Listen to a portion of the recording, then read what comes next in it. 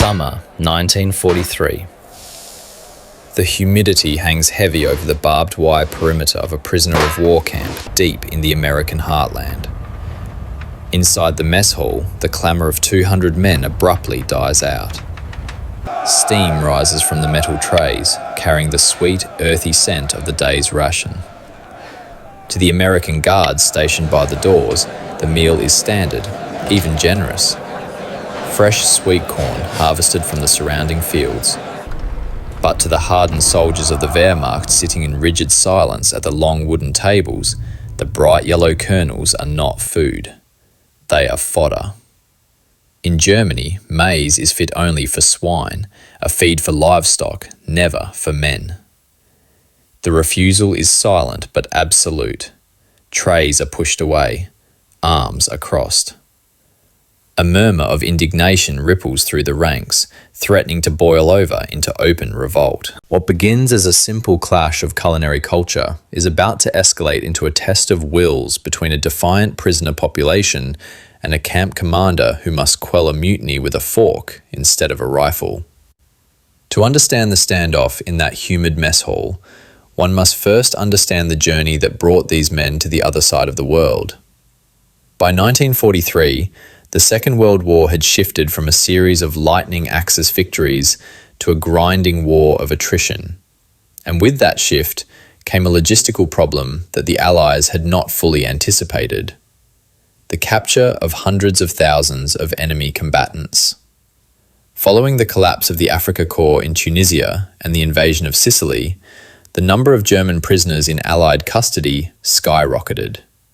Great Britain, already stretched to the breaking point by rationing and the threat of U-boat blockades, simply could not feed or house this influx of men. The solution lay across the Atlantic. The United States activated a massive, largely unprecedented program to transport the enemy to its own soil. Liberty ships, having delivered tanks and munitions to the European theatre, were no longer returning empty. Their holds were refitted to carry defeated soldiers of the Wehrmacht. For many of these German troops, the voyage was a terrifying passage into the unknown. Nazi propaganda had painted a picture of an America that was on the verge of collapse, its cities bombed by the Luftwaffe, its economy in ruins. They expected to arrive in a wasteland. Instead, as their transports docked in New York, Boston and Norfolk, they were greeted by the skyline of intact cities, blazing with electric light, and harbours choked with undamaged commercial traffic. From the ports, they were loaded onto passenger trains, not cattle cars, and moved inland. This journey into the American interior was often a psychological blow more devastating than the defeat on the battlefield. Hour after hour, day after day, the trains rolled across the vastness of the American continent. They passed endless fields of wheat, massive industrial centres, and towns untouched by the ravages of war. German officers, staring out the windows at the sheer scale of the Texas plains or the Kansas farmlands, began to realise the impossibility of Germany's situation. They were not just fighting an army, they were fighting a continent of limitless resources. By the middle of the war, a sprawling archipelago of over 700 prisoner of war camps had been established across 46 states. These were not the dark, desperate stalags of the Eastern Front. These were standardised, regulated facilities built by the US Army Corps of Engineers, often situated in rural areas suffering from severe labour shortages. However, the administration of these camps was strictly bound by international law. The United States was a signatory to the Geneva Convention of 1929, which stipulated that prisoners of war must be treated with the same standards of housing and food as the captor's own base troops. This was not merely an act of charity, it was a strategic calculation. The War Department knew that thousands of American boys were being held in German stalags. They believed that strict adherence to the convention in America would ensure reciprocal treatment for US prisoners in Germany. As a result, the directive from Washington was clear: no abuse, no starvation, and strict adherence to protocol. This adherence to protocol created a surreal disparity. In Europe, civilians were boiling tulip bulbs to survive the winter. In the American camps, the daily ration for a German prisoner was set at roughly 3,000 to 4,000 calories. They were issued the standard US Army garrison ration, a diet rich in meat, dairy, vegetables, and white bread. Yet, this bureaucratic commitment to equality contained a hidden friction point. The American Quartermaster Corps supplied the camps based on American dietary norms, assuming that a calorie was a calorie, regardless of cultural preference. Deepening this cultural divide was the internal atmosphere of the camps themselves.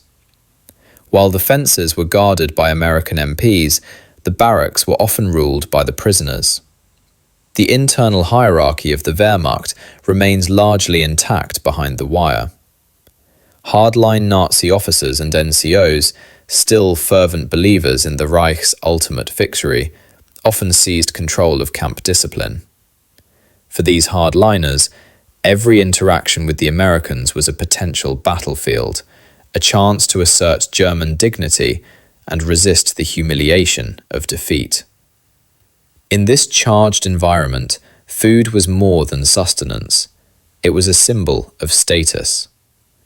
The German soldiers' diet back home was built on specific foundations: heavy rice, potatoes, pork, and root vegetables. It was a diet of dense, savory starch. American cuisine, by contrast, seemed alien and in some cases inferior. The Americans ate soft white bread that the Germans compared to cake or cotton, and crucially, they consumed vast quantities of Zea maize, corn. To the American farmer and the US Army logistician, corn was the golden grain of the New World. It was the backbone of the nation's agriculture, a versatile, sweet, and energy-dense superfood that had sustained the continent for centuries. But in the German cultural lexicon of the 1940s, corn, specifically field corn or maize, held a very different position. It was almost exclusively an industrial crop or animal feed.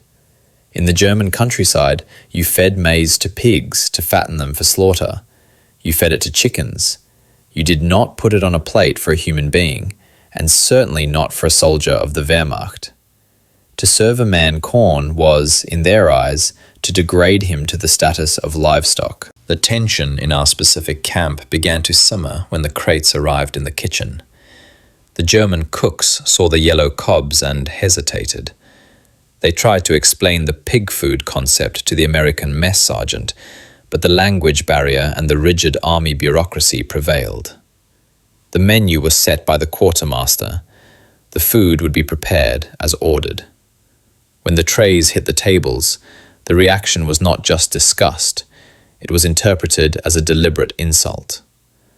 The shadow leadership within the barracks seized upon the corn as a rallying cry. It fit perfectly into their narrative. The Americans were crude, uncultured barbarians who didn't know how to treat civilized soldiers. Or worse, the Americans were mocking them, essentially calling them swine by serving them swill. To fully grasp the absurdity and the intensity of this standoff, we must look at the opposing forces through the specific lenses of the men involved. This was not a battle of artillery, but of perspective. Colonel H was typical of many officers assigned to the prisoner of war administration. He was likely a reservist or a career officer too old for the rigors of frontline combat in the Pacific or Europe. His war was one of spreadsheets, headcount rolls, and sanitation reports. His mission was simple but difficult: maintain order, extract labor for the local farms, and adhere strictly to the Geneva Convention. He viewed his prisoners with a mix of caution and paternalism. To him, the corn was a sign of American efficiency and generosity. He saw the strike not as a noble protest, but as ingratitude bordering on insolence. However, as an experienced leader, He knew that cracking down with batons would only solidify the resistance. He needed a victory that wouldn't leave bruises. Inside the wire, the prisoners elected a spokesman to interface with the Americans. In this camp, let us call him Oberfeldwebel Klein. Klein's war was over, but his duty was not. He viewed the camp not as a refuge, but as a cage where German discipline must be maintained at all costs. For Klein and the hardliners, the Americanization of their men was a constant threat.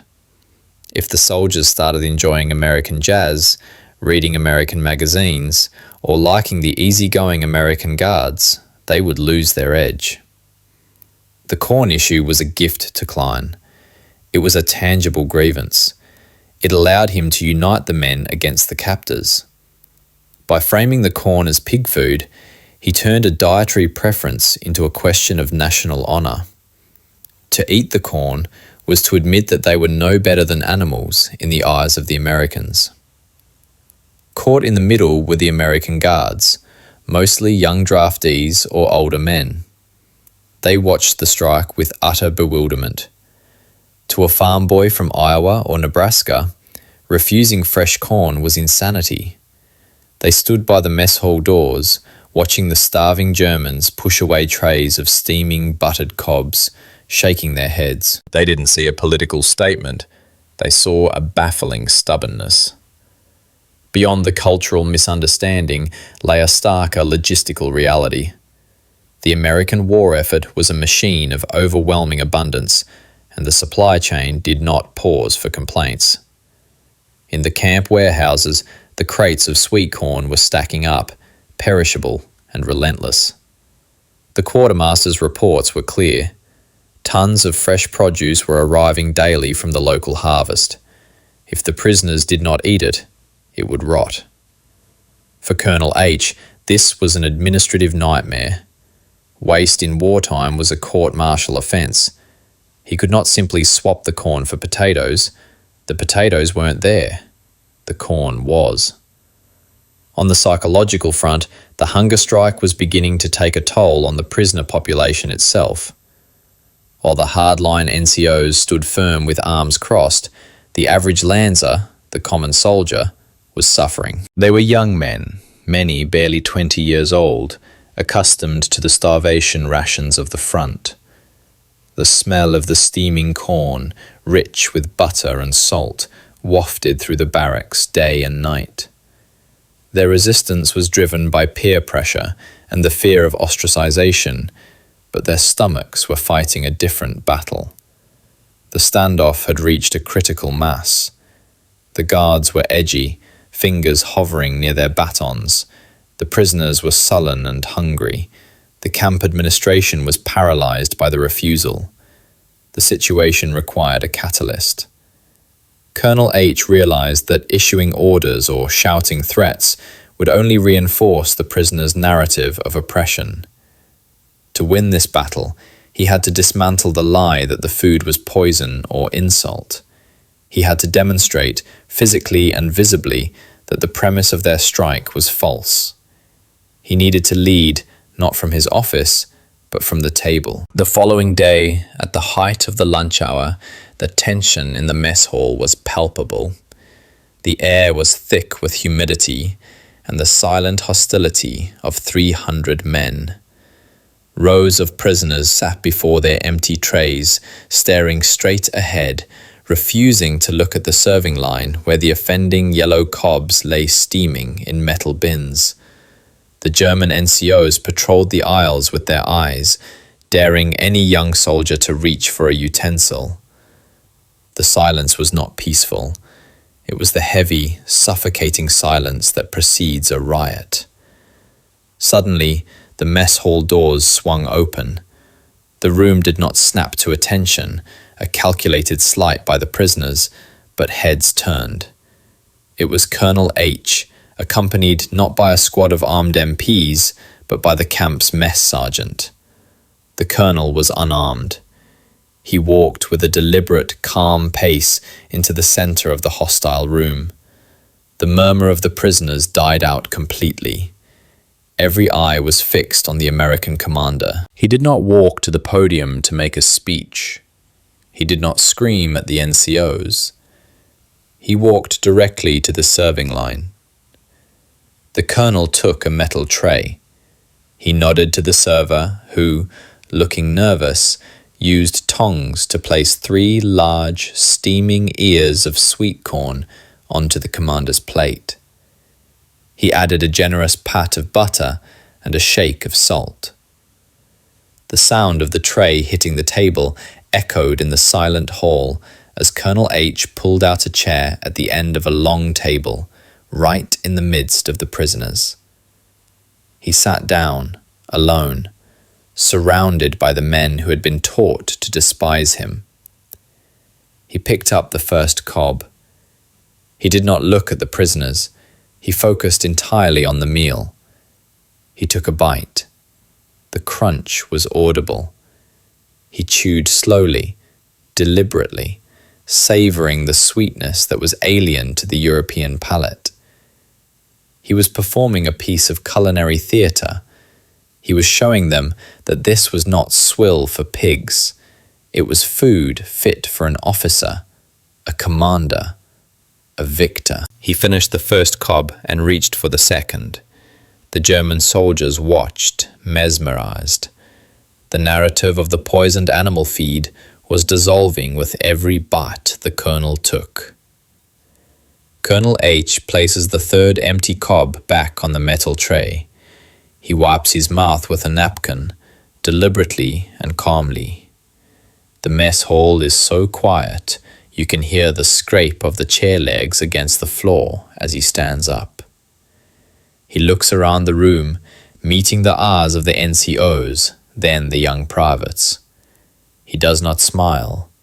He does not gloat. He simply nods, a gesture that says, "The point is proven."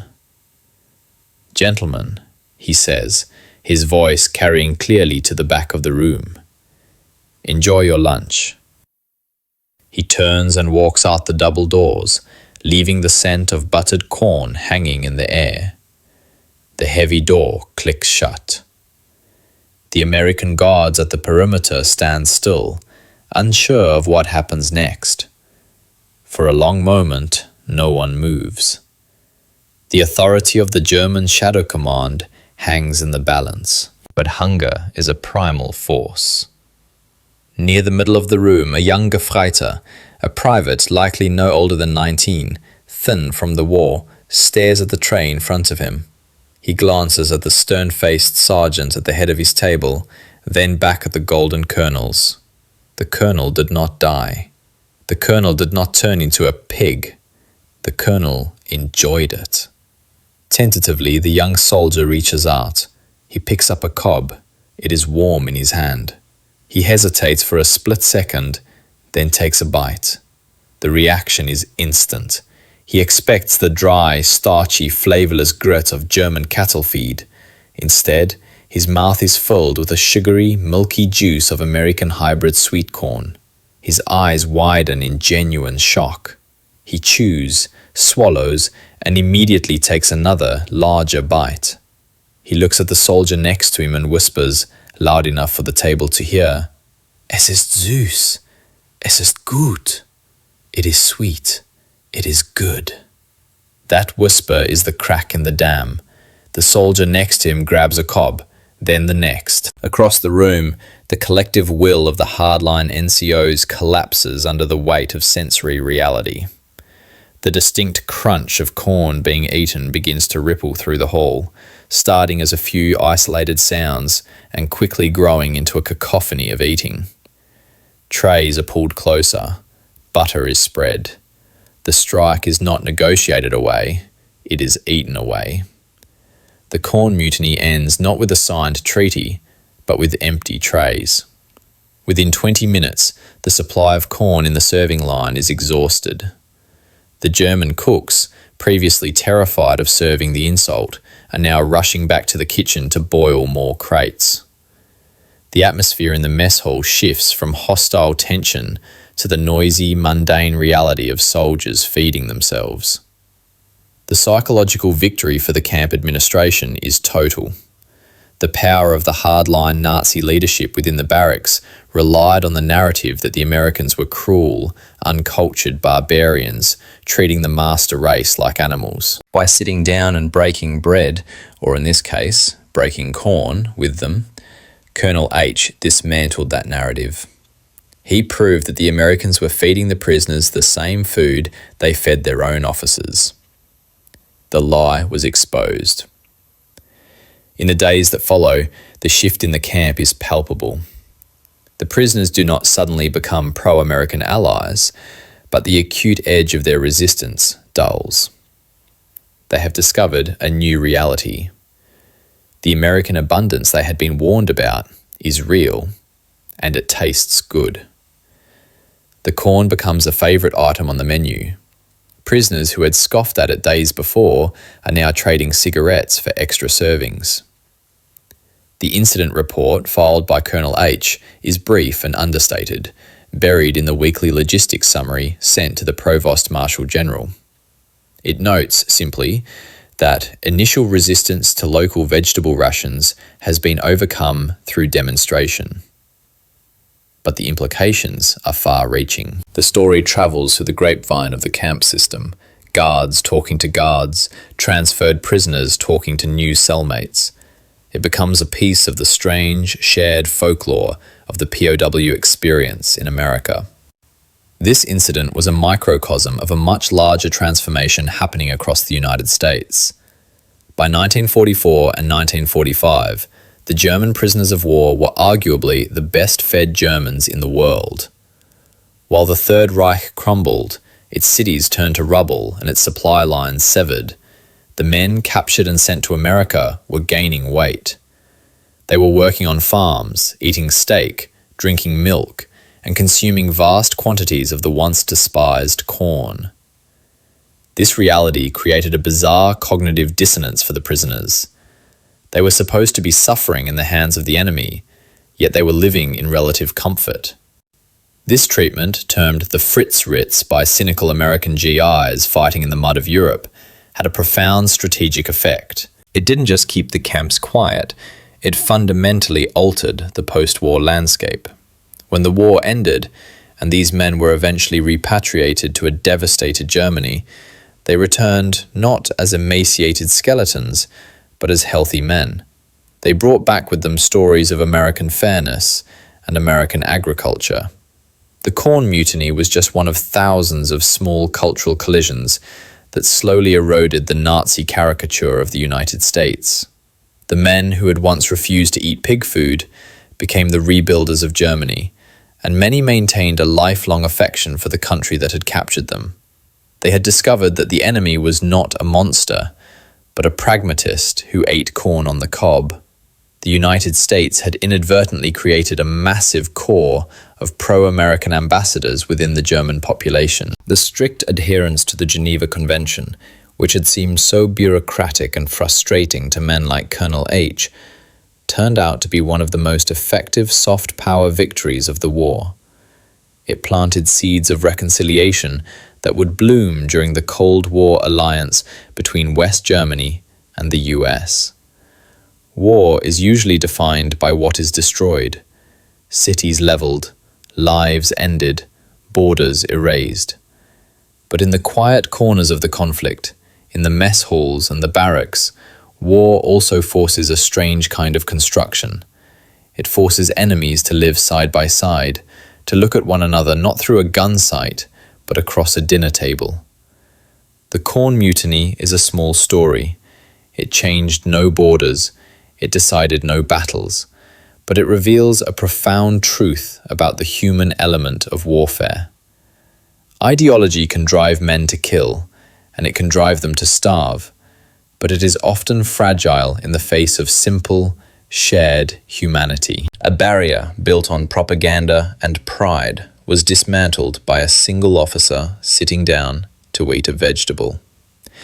It serves as a reminder that while the generals fight over maps and the politicians fight over treaties, the soldiers are often just men, hungry and far from home, trying to find a way to survive the peace as much as the war.